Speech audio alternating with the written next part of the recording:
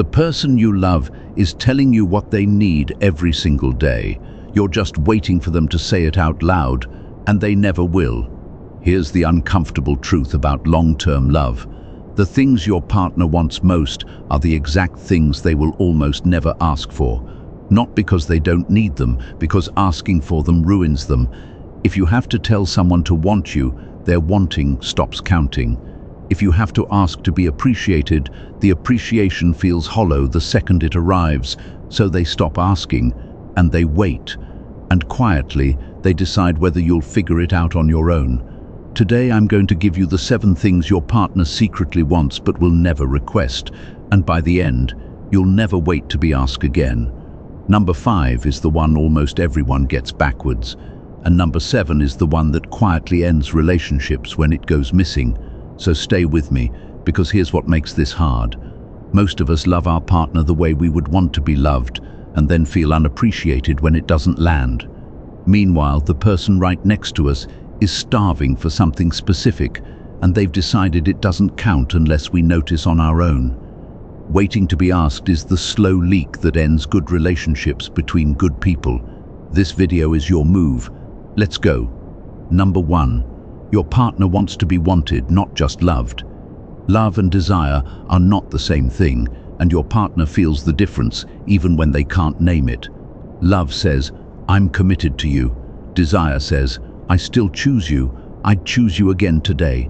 Over time, most couples get very good at the first one and quietly stop expressing the second. You become teammates, roommates who are fond of each other. And there is a specific kind of loneliness in being loved but no longer wanted. So here's your move. Stop waiting for them to initiate.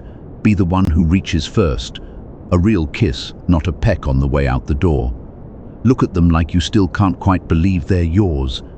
The psychotherapist Esther Perel puts it simply: desire needs a little space, a little mystery, a little pursuit, and someone has to be brave enough to do the pursuing. Let it be you. Number 2, they want to feel like they're winning with you. Your partner wants to feel that being with you makes them a success, not a disappointment they're constantly managing. And here's what nobody tells you: people don't grow under criticism. They grow under praise. The relationship researcher John Gottman spent decades in a room watching couples, and he found the ones who last aren't the ones who never fight. They're the ones who keep a high ratio of appreciation to complaint, roughly 5 warm moments for every hard one. So catch them doing something right out loud. "Thank you for handling that. You're really good with them. I noticed what you did and it mattered." Most people do the opposite. They save their words for what went wrong and let everything that went right pass in silence. And silence over years reads as disappointment. Flip it. A person expands under the light of being appreciated. You can almost watch them stand up straighter, and they will quietly run through walls for someone who makes them feel like they're winning instead of failing. Number 3, they want to be trusted to handle it. There is a quiet insult in being micromanaged by the person you love. When you hand your partner a task and then hover correct it, redo it, take it back, you are not being helpful. You are saying, "I don't trust you." And nothing kills confidence and eventually desire faster than feeling untrusted in your own home. Ask them to plan the weekend and let it be their plan, even if it's not how you do it. Ask them to handle the thing and then actually let go of the rope. Let it be imperfect. Because here's the trap. Every time you step in and redo it properly, you teach them that trying isn't worth it, and slowly they stop offering at all. Being trusted to handle it is how a person feels like a capable adult beside you, instead of an employee being supervised. Faith in what they can do is faith in who they are. Give it, and watch them rise to meet it. Number 4, they want freedom without being punished for taking it. This one is counterintuitive, so stay with me. Your partner wants space-time with their friends, their hobby, a corner of life that's just theirs, and they are often afraid to ask, because somewhere they learned that asking has a cost, a mood, a guilt trip, a fine go that clearly doesn't mean fine. But here's the paradox at the center of lasting love. The freedom you give is exactly what makes them want to come home. Attachment researchers call it a secure base.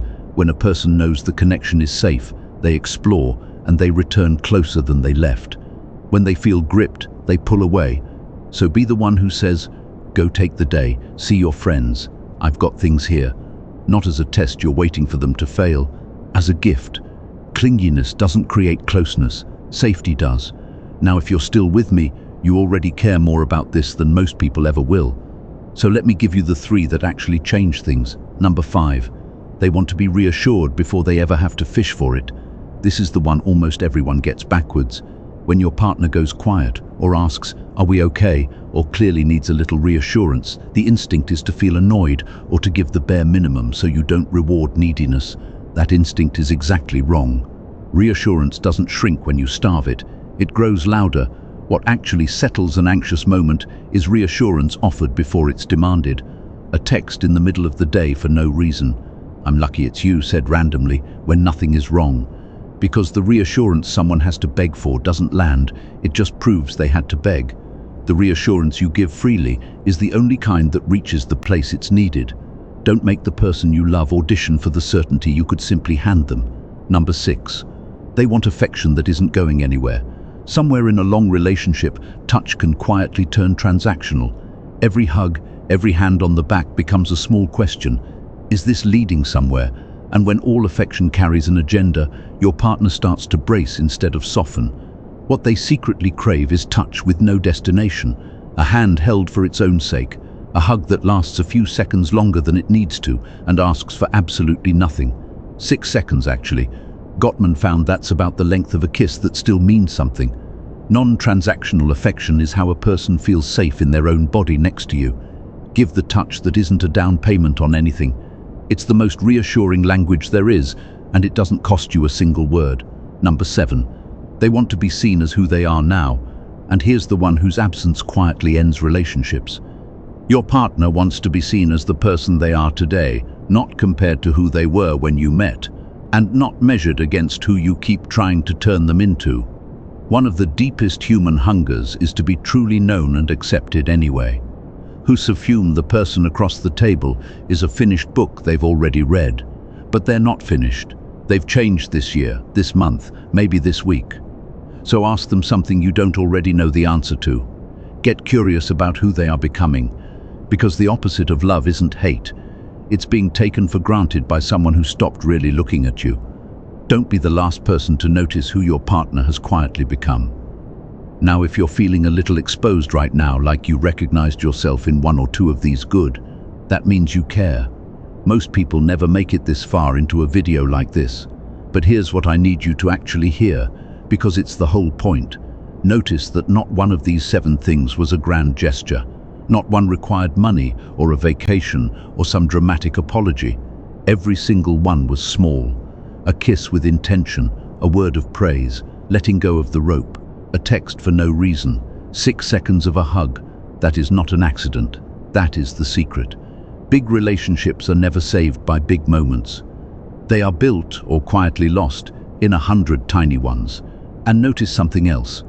Every one of these is about giving your partner back a version of themselves they can love, desired, capable, trusted, free, safe, wanted, seen. That's what people are really starving for, not to be handled, to be met. When you meet someone in the exact place they were too proud or too scared to point to, that's the moment they feel truly loved, not managed, loved. And here's the reframe that changes everything. Stop keeping score. The instinct is to wait. I'll give more when they give more. But if you both do that, you'll stand there forever, starving, an arm's length apart, each one waiting to be asked. So let it be you who goes first. Not because you're the only one who should, but because you're the one who's still here, watching this, trying to love someone a little better. That's already most of the way there. So this week, pick one. Just one of the 7. Don't announce it. Don't make it a whole thing. Just quietly start giving the thing they were never going to ask for, and then watch what comes back. If this helped you see the person next to you a little more clearly, subscribe, because that's what this whole channel is for. Decoding the psychology of love and attraction until it finally makes sense. And watch this next, the one on why people pull away and what actually brings them back. I think it's the missing other half of this video. I'll see you there.